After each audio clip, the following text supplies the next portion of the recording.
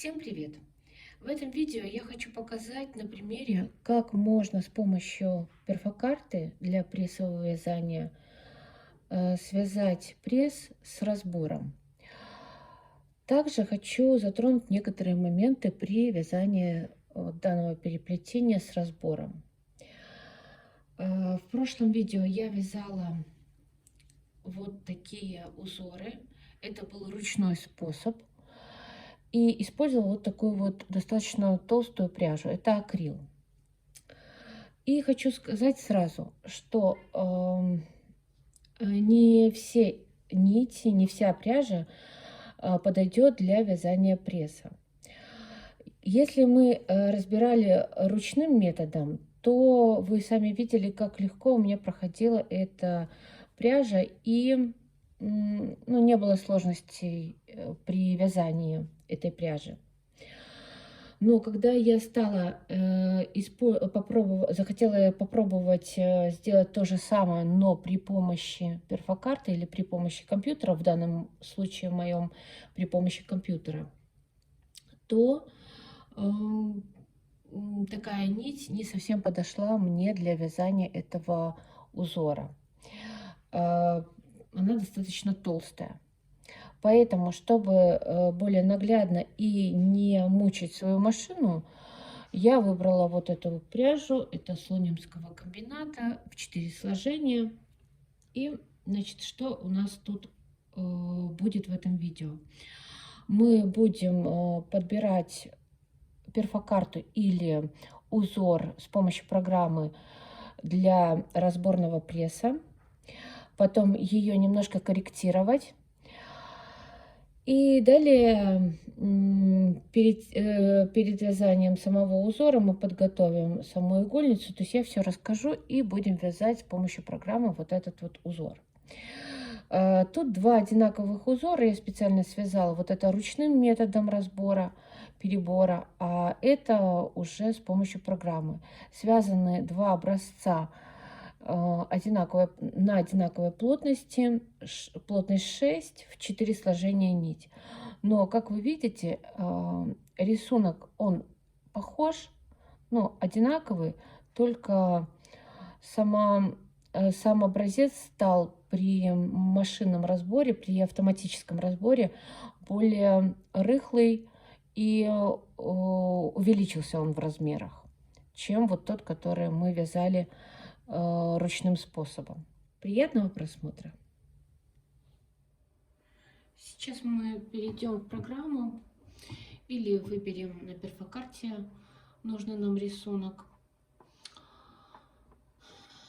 Я выбираю, значит, фильтрую прессовое и многоцветное фанговое. Посмотрим здесь. Я уже смотрела, вот мне подходит, он, по-моему, идет как просто в многоцветном, да, многоцветные. Это в первой библиотеке КС-1, 139 номер, 139 рисунок получается. Вот это тот самый нам подходящий рисунок для нашего узора. Так, я не скопировала. Копируем его, переносим, размножаем. Но для того, чтобы нам именно связать тот узор, который мы вязали, нам нужно немножко его подредактировать. Он не совсем подходит нам, именно этот рисунок в чистом виде. Поэтому, кстати, можно не переходить на галерею, просто удалить, и левой кнопкой мыши мы выберем только фрагмент этого, паттерна этого рисунка. Паттерн, не паттерна, а раппорт. Так, увеличим и немножко подредактируем этот рисунок. Для этого я нажму вот эту кнопку «Вставка и удаление рядов». Сейчас приближу.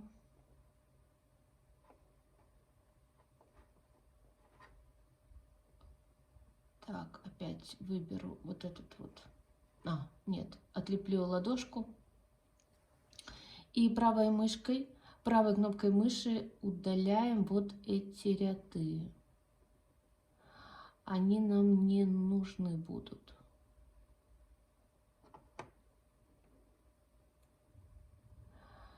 Так, все остальное нам подходит. Копируем этот кусочек рисунка. Переходим на вкладку галереи. Ну, заходим в наши, наверное, библиотеки лучше. Гаечный ключ нажимаем. Так, у меня уже тут есть. И зеленой стрелочкой мы вставляем этот рисунок. Обязательно мы его должны сохранить, на кнопку нажать на дискету. И сейчас скопируем, перейдем опять на вкладку рисования и правой кнопкой мыши размножим его. Ну вот теперь готово. Мы подготовили этот рисунок. Можем перейти во вкладку вязания, настроить датчики. Ну, как я говорила, что я вяжу, настраиваю датчики чуть больше, чем... Ну, неважно, в принципе, мы можем поставить по игольнице. Ну, я поставлю 25-25, а вяжу я на 40 иглах. То есть 40 вправо, 40 влево от нуля. Но обязательно мы должны сейчас датчики вот эти вот переставить на 25, так как я поставила 25-25, и здесь я тоже переставляю 25-25, вот так. Вот. Сейчас мы должны перейти, посмотреть, что нам предлагает программа, как поставить на нашей каретке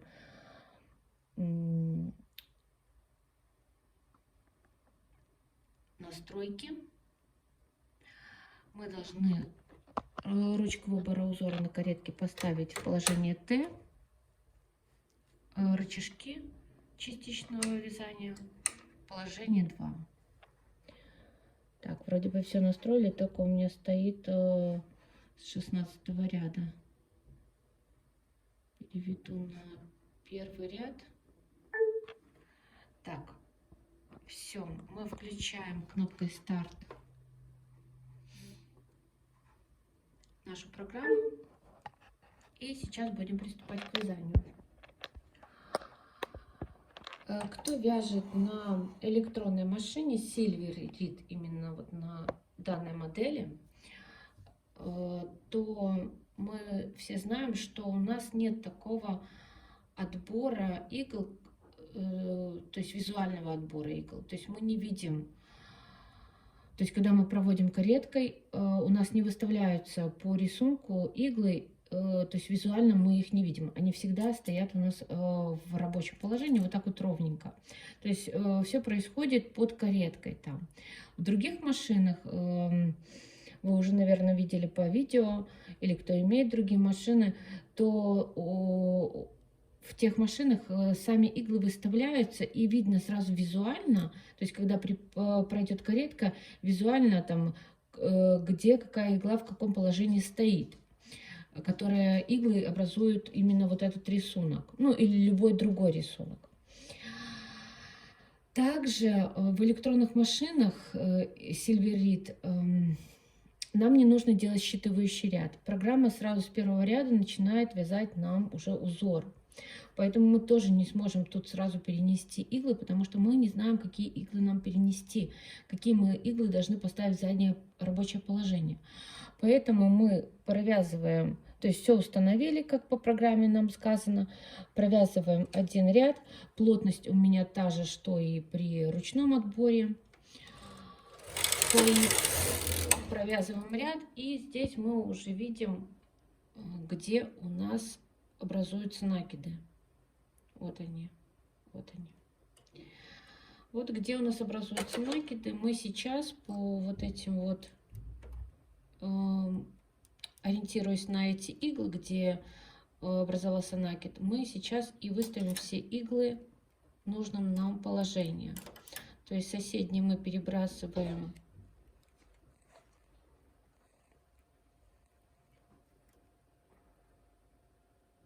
сейчас, секундочку.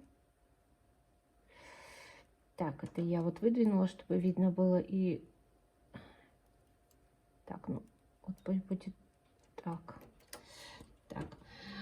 Соседний мы перебрасываем на вот эту вот иглу, там, где у нас накиды. И тем самым мы формируем, вот, подготавливаем наши иглы к дальнейшей работе.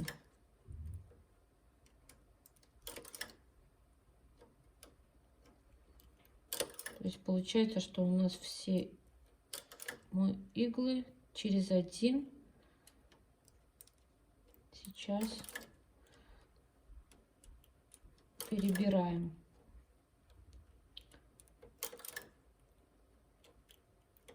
Вот так по рисунку.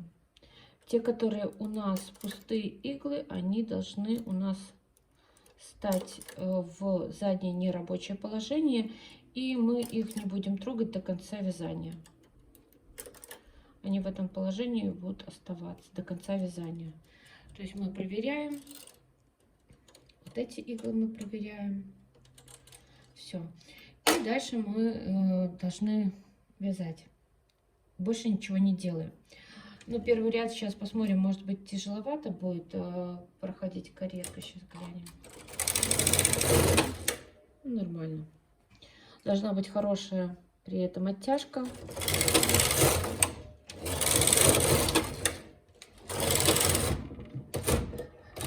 Так, вот, провязалась. У нас получается здесь 4 ряда, 4, получается, накида тут формируются. И иногда бывает на 4-м ряду очень тяжело. Нет, не на 4-м, а именно когда провязываются все иглы, переходит на другой раппорт рисунка, то иногда вот застревает каретка. Ну, как застревает, тяжело проходит. Дальше вяжем по рисунку.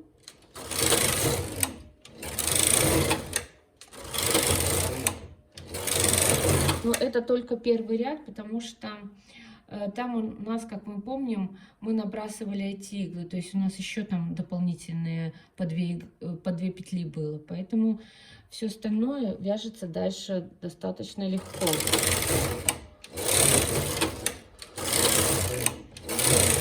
Но легко оно вяжется только потому, что выбрана нить достаточно тонкая и которая хорошо вяжет.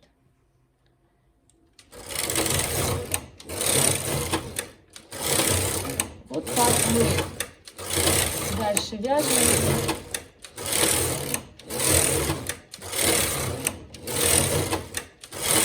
С помощью программы или перфокарты.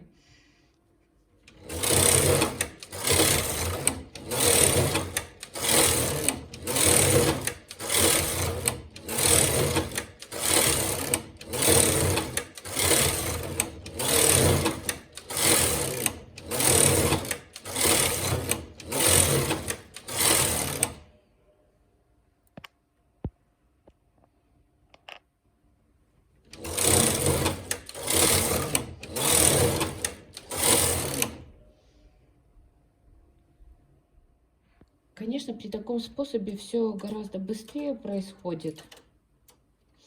Но давайте посмотрим. Ой, так, я не отключила программу. Сейчас, секунду, отключаю. Давайте посмотрим.